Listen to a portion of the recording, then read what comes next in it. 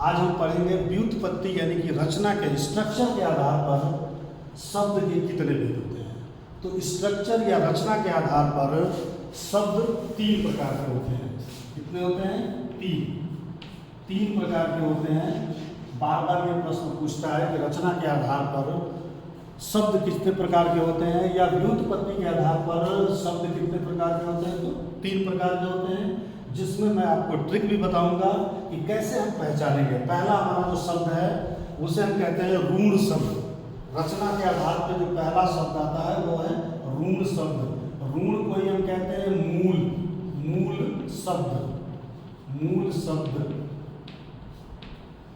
जिन शब्दों के सार्थक खंड न हो, सार्थक मतलब सही, खंड मतलब जब हम किसी भी शब्द को तोड़ें, दो भागों में अगर बांटते हैं तो उनका खंड सही नहीं होता है, कोई अर्थ देने वाला नहीं होता है, ऐसे शब्द को हम कहते हैं ऋण शब्द। जैसे पानी, घर, जल, आम। अगर पानी को दो भागों में अगर बांटते हैं तो पा प्लस नी, दोनों का कोई सार्थक अर्थ नहीं आएगा, दोनों का कोई सार्थक मीनिंग नहीं आएगा, इसलिए यह शब्द ऋण शब्द कहलाएगा।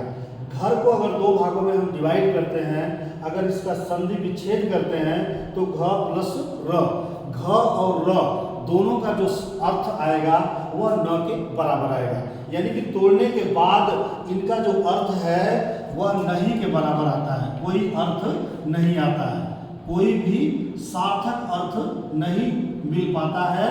इसलिए इन ऐसे सारे शब्दों को हम ऋण शब्द कहेंगे या मूल शब्द कहेंगे।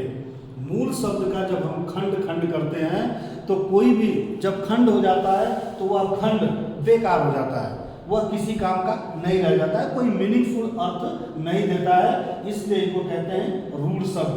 ट्रिक क्या है? संधि विच्छेद नहीं होगा। व्याकरण के अनुसार इनका अगर हम संधि विच्छेद करते हैं तो संधि विच्छेद नहीं होगा। ये केवल हमने दो भागों में बांट दिया है, नियमतः इनका कोई संधि विच्छेद नहीं होगा। दूसरा है यौगिक शब्द।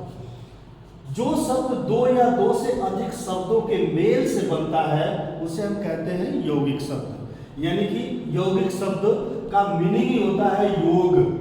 दो शब्दों को जब हम जोड़ करके एक नया शब्द क्रिएट करते हैं, एक नया शब्द बनाते हैं, तो उस शब्द को कहते हैं यौगिक शब्द। जैसे विद्यालय, विद्या धन आलय, विद्या आलय मतलब घर, पुस्तकालय पुस्तक धन आलय, रसोई घर रसोई धन घर। यानी कि दो शब्द को जब हम मिलाकर के एक नया शब्द बनाते हैं तो उसको कहते हैं यौगिक शब्द। ट्रिक क्या है? यौगिक शब्द का संधि विच्छेद होता है।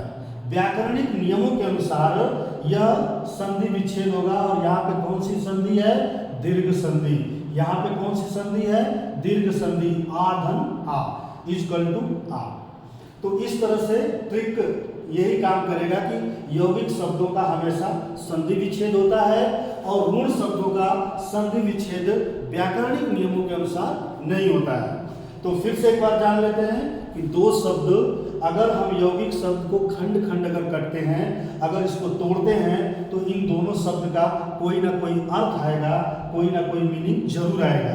जैसे विद्या मतलब ज्ञान, आलय मतलब घर, पुस्तक आलय मतलब घर, पुस्तक मतलब किताब। यहाँ पे हमने खंड कर दिया।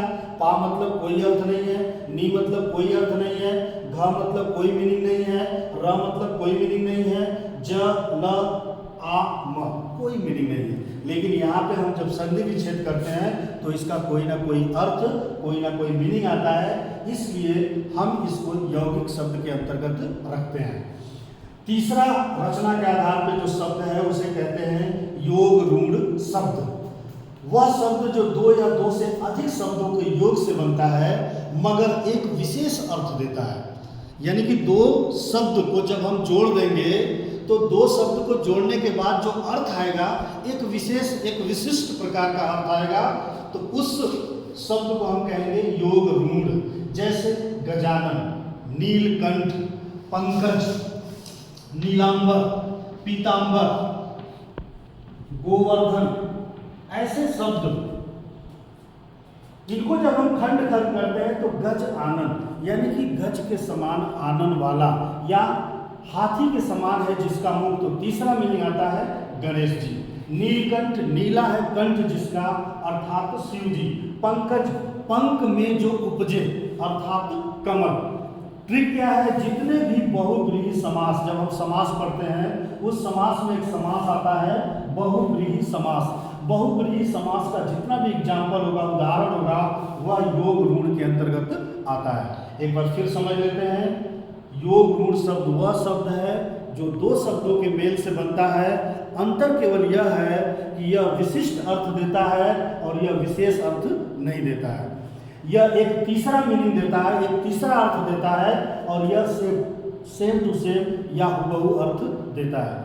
यह दोनों में केवल यही अंतर है, क्योंकि यह भी दो या दो से अधिक से बनता है और यह भी दो या दो से अधिक से बनता है, लेकिन अर्थ इसका अलग अलग आएगा। इसका अर्थ अलग है, उसका एक विशेष अर्थ है।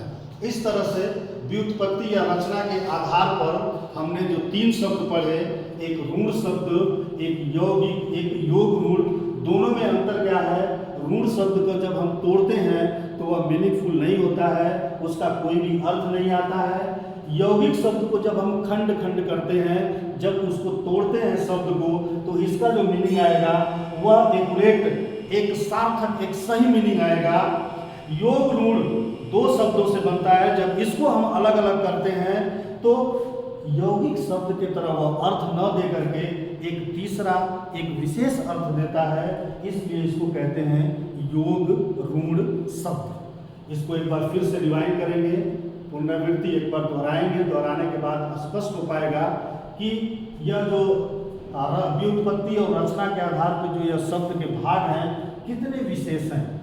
हिंदी भाषा को समझने के लिए या अपनी हिंदी भाषा को मजबूत करने के लिए ऋण, यौगिक और योग ऋण शब्दों को जानना बहुत ही जरूरी है, और दोनों में अंतर महसूस कर पाना जरूरी है।